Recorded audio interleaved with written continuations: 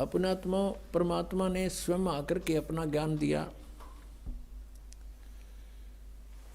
और हमारे सदग्रंथ भी स्थान स्थान पर ये प्रमाणित करते हैं,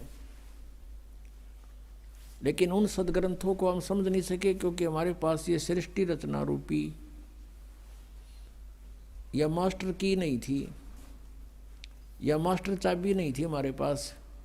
ये सृष्टि रचना जो है पूरे अध्यात्म मार्ग को समझने की एक मास्टर की समझो, और जब तक ये नहीं समझ में आओगी इतने हम किसी सदग्रंथ को नहीं समझ सकते। अब जैसे गीता ज्ञानदाता कहता है कि मेरी उत्पत्ति को ये ऋषि और ये देवता ब्रह्मा विष्णु महेश ये नहीं जानते क्योंकि ये मुझसे उत्पन्न हुए। 10वें अध्याय के दूसरे श्लोक में गीता जी में कहा। तो इससे सिद्ध हो गया कि गीता ज्ञानदाता नासवान है, इसका जन्म मृत्यु होता है, ये ब्रह्म है। श्री कृष्ण जी में प्रवेश करके ब्रह्म बोल रहा है। गीता जी अध्याय नंबर 8 के श्लोक नंबर 13 में ये खुद कहता है कि ओम इति एकाक्षरम ब्रह्म विवहारण माम अनुस्मरण यह परियाति तजंदेहम स याति परमाम गतिम। और फिर श्री शिव महापुराण गीता प्रेस गोरखपुर से प्रकाशित में ये 26 पृष्ठ पे खुद कहता है अपने आत्माओं इस पूर्ण अध्यात्म ज्ञान से परिचित कराना आपको दास का उद्देश्य है। और यही सदग्रंथ बताते हैं कि जब तक उससे पूर्ण परिचित नहीं होते तो तुम भक्ति पर नहीं लग सकते। गीता जी अध्याय नंबर 2 के श्लोक नंबर 53 में कहा कि अर्जुन, जिस समय तेरी बुद्धि भिन्न भिन्न प्रकार के भ्रमित करने वाले वचनों से हटकर एक परमात्म तत्व के उस तत्व ज्ञान के ऊपर आश्रित हो जाएगी, यानी दृढ़ हो जाएगा, तब तो तू योग को प्राप्त होगा, तब तो तू भक्ति प्रारंभ करेगा, स्टार्ट होगी तेरी भक्ति। जब दृढ़ भक्त बनेगा तो आपको दृढ़ भक्त बनाने के लिए ये अध्यात्म ज्ञान, यो कृष्णम अध्यात्म यानी संपूर्ण अध्यात्म ज्ञान आपके रूबरू कराया जा रहा है। अब देखिए थोड़ा सा लिंक इससे संबंधित हो गया। श्री शिव पुराण गीता प्रेस गोरखपुर से प्रकाशित, संपादक हनुमान प्रसाद पोदार, इसके 26 पृष्ठ पे दिखाते हैं आपको। एक बार ब्रह्मा जी और विष्णु जी का इस बात पर झगड़ा हो गया, विद्वेश्वर संहिता। वो कहता मैं तेरा बाप, वो कहता मैं तेरा बाप।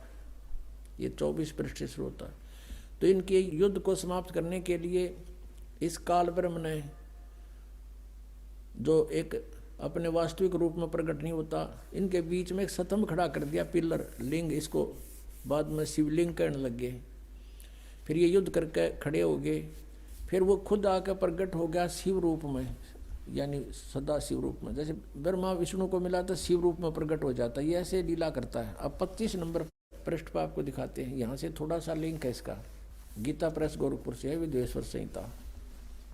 ब्रह्मा और विष्णु ने पूछा, प्रभु सृष्टि आदि 5 कर्तों के लक्षण क्या हैं, ये हम दोनों को बताइए। शिव भगवान शिव बोले, ये काल प्रकट हो गया ब्रह्म शिव रूप में इनको धोखा देने के लिए। मेरे कर्तव्यों को समझना अत्यंत गहन है, तथापि मैं कृपा पूर्वक तुम्हें उनके विषय में बता रहा हूँ, सुनो। आगे बताते हैं। ये 26 पृष्ठ है। ब्रह्मा और विष्णु को कहता है, ये काल ब्रह्म पुत्रों, तुम दोनों ने तपस्या करके प्रसन्न हुए मुझ परमेश्वर से। अब परमात्मा कहते हैं, ये ज्योत स्वरूपी का निरंजनमय ही करता भाई, ये अपने आप को परमेश्वर कह रहा है यहाँ पर।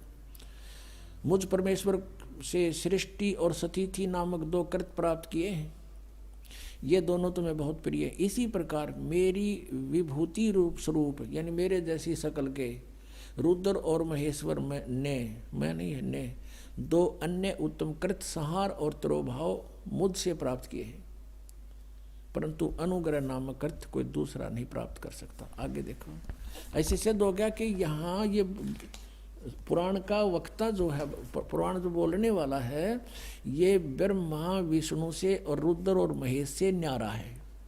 ये ब्रह्म है, ये काल है। यहाँ देखिए ये क्या कहता है, इसी पृष्ठ हम 26 पढ़ रहे हैं, संक्षिप्त शिव पुराण विद्वेश्वर संहिता। ये देखो, मैंने पूर्व काल में अपने स्वरूप भूत मंत्र का उपदेश किया है, जो ओंकार के रूप में प्रसिद्ध है। वह मंगलकारी मंत्र है। सबसे पहले मेरे मुख से ओंकार यानी ओम प्रकट हुआ, जो मेरे रूप का बोध कराने वाला है। ओंकार वाचक है, मैं वाच्य हूँ। यह मंत्र मेरा स्वरूप ही है। प्रतिदिन ओंकार का निरंतर स्मरण करने से मेरा ही स्मरण होता है। मेरे उत्तरवर्ती मुख से अकार का, पश्चिम मुख से उकार का, दक्षिण मुख से मकार का और पूर्ववर्ती मुख से बिंदु का तथा मध्यवर्ती मुख से नाद का प्राकट्य हुआ। ये 5 हैं। एक तो पश्चिम वाले मुक्त हैं, एक तो उत्तर वाले मुक्त हैं, एक पश्चिम वाले मुक्त हैं, 2, 3 और 4 और 5वां बिंदु। ये मध्य तथा उत्तर वाले मुख से बिंदु और ये 5वां ये नाद। तो इस प्रकार ये 5 हो गए। एक उकार, मकार और आकार, आकार, मकार, उकार और मकार और बिंदु और नाद, ये 5 हो गए। इस प्रकार 5 अवयवों से युक्त ओंकार का विस्तार हुआ। इन सभी अवयवों से एकीभूत होकर यह प्रणव ओम नामक एक अक्षर हो गया। और ये मेरा मंत्र है। ये कहता ये मेरा मंत्र है। ओम एक अक्षर। ये ब्रह्मा विष्णु महेश से अलग है। ये काल ब्रह्म बोल रहा है शिव रूप में खड़ा होकर के।